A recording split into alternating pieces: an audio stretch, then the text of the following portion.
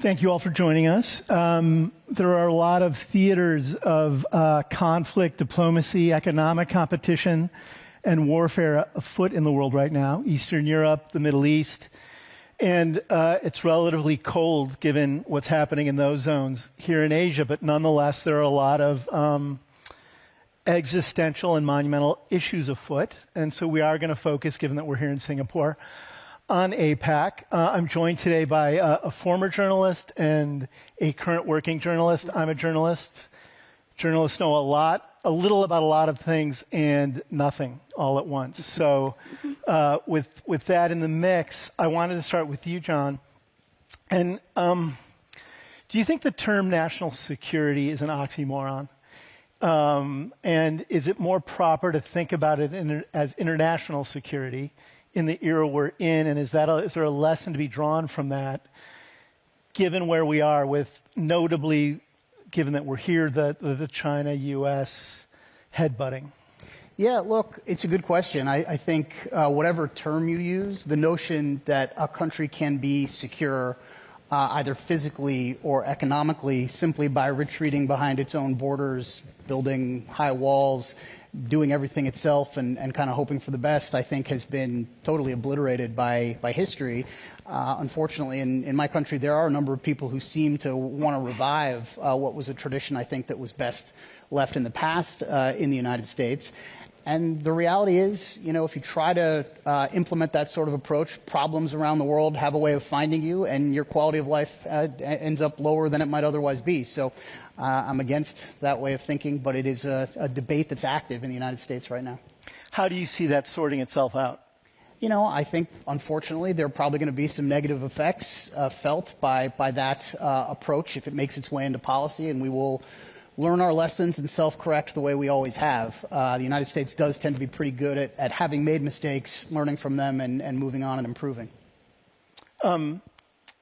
Tammy, right now there's a lot of economic and quietly militarized headbutting between China and the U.S.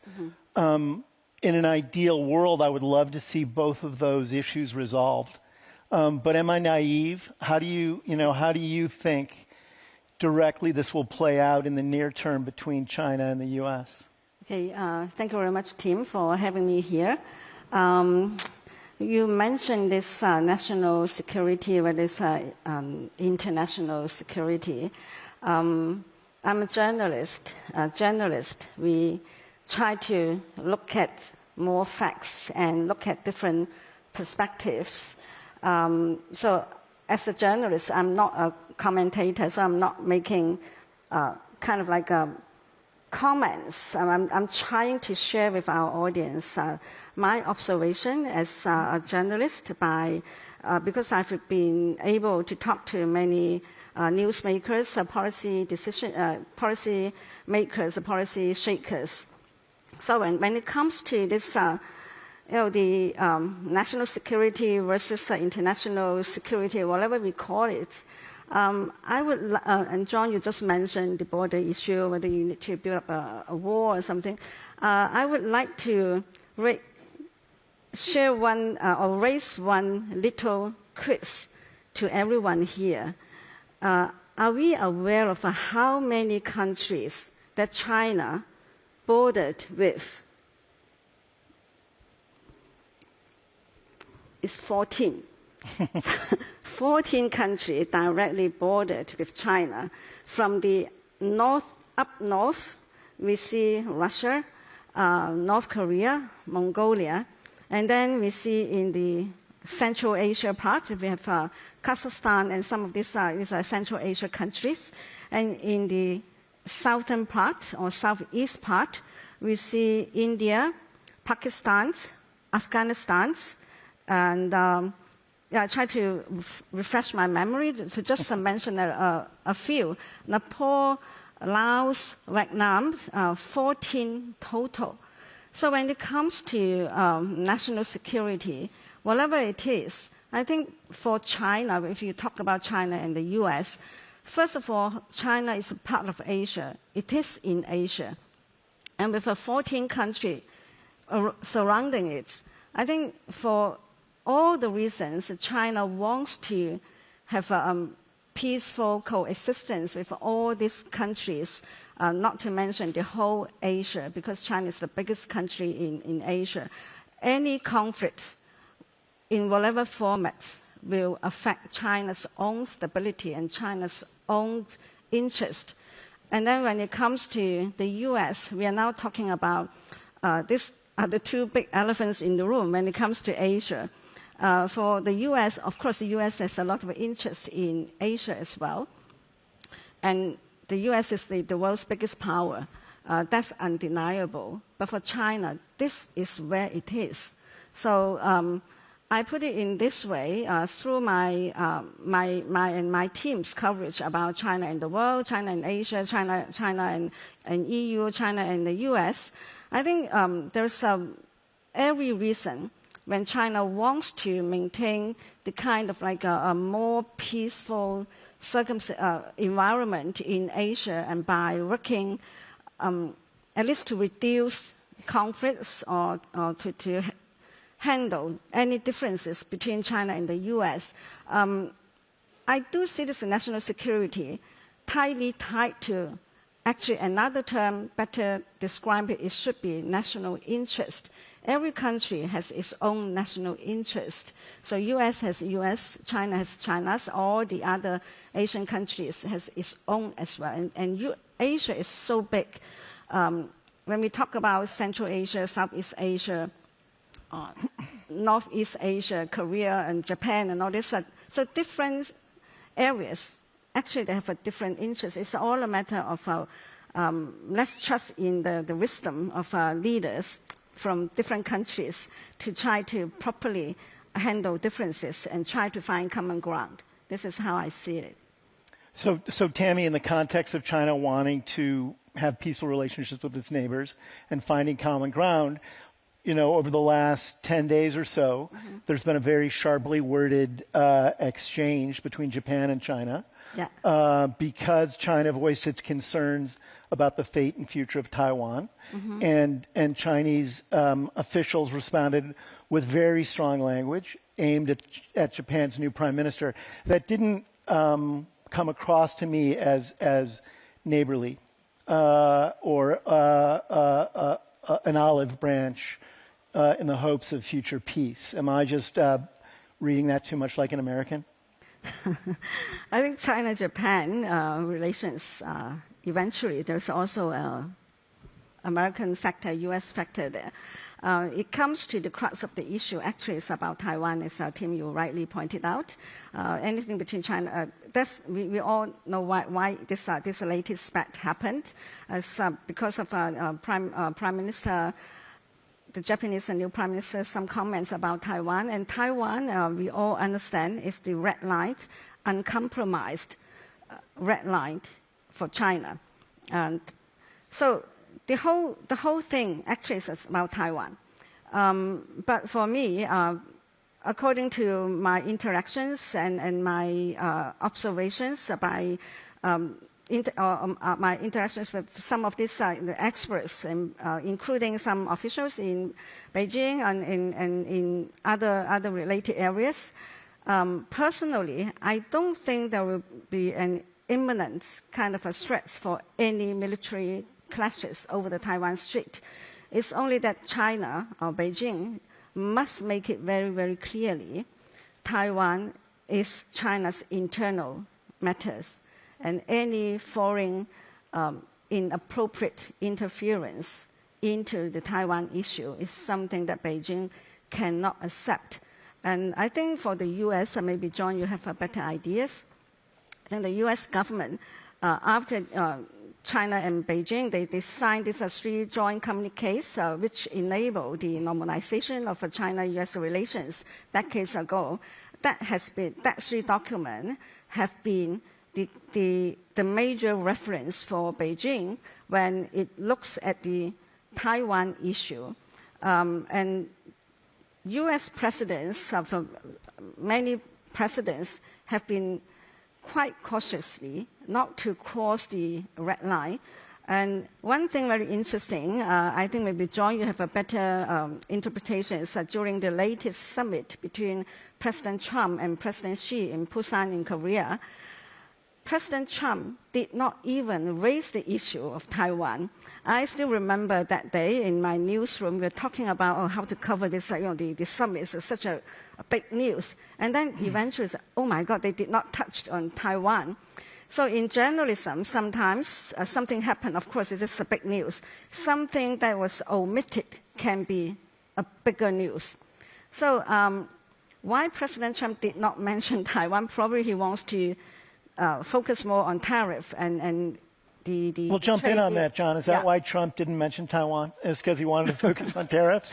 So it won't surprise you. I'm not closely consulted on the preparations that the White House and President Trump made for this meeting.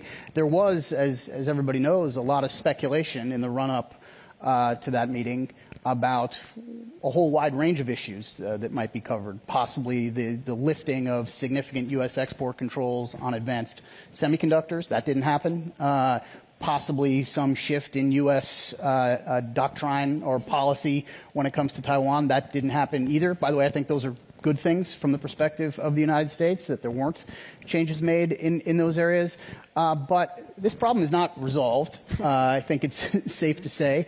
I do think, they bought some time now where the temperature is lower than it was, but there could be as many as 4 meetings between these two leaders, or at least 4 instances in which they'll be in the same place. Probably a visit to Beijing, probably a visit to Washington, APAC, G20. So, each one of those is going to have these same set of issues come back to the fore, some negotiations in advance between the two teams about what the outcomes will be. These meetings are always carefully prepared. So there are going to be more opportunities, I think, for this to be discussed. And, it's just the first year of the second Trump term. There's a lot more to come. Apart from Taiwan, which is apart from a very big thing, but it's useful to consider this recent kerfluffle with Japan over this, because a number of Asian nations right now, whether it's South Korea, the Philippines, Japan, obviously, Australia, are all having to grapple with what is something of a vacuum in terms of how to understand where the United States, which I think has become an unpredictable and unreliable ally in terms of national security or international security issues. And they're trying to navigate how to fill that gap. And I think Japan decided to enter it with a very strong voice. We've heard strong statements from Singapore this week here at the forum. Is that the route? Is that the best route for Asian nations to go in this environment? Yeah, look, it's a strange predicament in some ways to be a U.S. official, or in my case, a former U.S. official coming to parts of the world like this and talking about what's happening. Because, not that long ago, our disposition, which was probably a bit condescending, would be to come and tell you about all the problems that are happening in your region and what we think you should be doing about it. Now, I often find when I speak at events like this, I'm requested to explain what's happening back home and maybe getting some advice from people here about what we should do about it, which is a different sort of position for the U.S. So I have a lot of humility with what I'm about to say, but so I'm not really in a position to tell countries here how they should be handling us. But I will say a lot has changed in a relatively rapid amount of time. Whatever you think of the Biden administration's approach to Asia, and I'm not naive enough to believe there are not critiques, including maybe some similar critiques to what you hear about the Trump administration. The one thing that we would say to countries in this region and elsewhere is that we're not asking you to choose between the United States and China, but we do feel very confident about the value proposition we offer to our partners. We may not be able to waltz in and write enormous checks and revamp your country's entire infrastructure, but we are a reliable, predictable partner. We play by the rules. We stand up for the rules in the international system, rules that have helped, I think, this region maybe more than almost any other become But you think that's how the U.S. is perceived right now? And so that's what I was getting to. And I think that is something that has changed dramatically. I think today the country that probably more than the United States is trying to make that argument is actually China. And that is a big strategic shift. It's a big strategic, I think, disadvantage for the United States to have ceded ground on issues of rules because we are the ones now taking aggressive actions, including with our partners and allies when it comes to trade. We are the ones also taking some significant actions when it comes to the use of force in our own region. I'm talking about now in the Caribbean and the Eastern Pacific that call into question our commitment to rules that have been in place for decades. And so, you know, I do worry about that, and I do think it's possible that even future U.S. administrations, depending on how this plays out, may draw lessons that some of this actually works. And I think that's maybe the scariest thing of all. And works in the context of disrupting the status quo? Works in the context of actually extracting from partners and non-partners significant concessions that, at least in the near term, may be seen as benefiting the United States. If the rest of the world responded to the Trump trade approach by saying, we're just going to let you commit self-inflicted wounds and you're going to do whatever you want and we're going to continue to behave and operate as we were and not going to step forward with a bunch of concessions, that would have one lesson that it might impart on American policymakers. But when countries come forward and say, actually, we're willing to do this and that just to get off of this incredibly high tariff situation, I think, you know, that will lead to different lessons, including by future administrations in the United States. Just a reminder that we can take questions from the audience if you have them. I'll see them on my iPad and dutifully try to get to some of them. Tammy, how does China view the Trump administration? And do you think they have clarity on how best to secure China's own interests in the Trump era? Or do you think they're off balance themselves? Well, I'm very glad that John just mentioned that when you talk about, you know, we are not asking the Asian countries to pick sides. I presumably you mean the administration, right? Whoever is the president. I think this is, for China, as I just mentioned, China is part of Asia. It is here. And China is with all these neighbors, all these Asian countries, and China now is the world's second largest economy, unavoidably, and China is growing. And China has very close trade ties, and everything with all these neighbors. They must work together.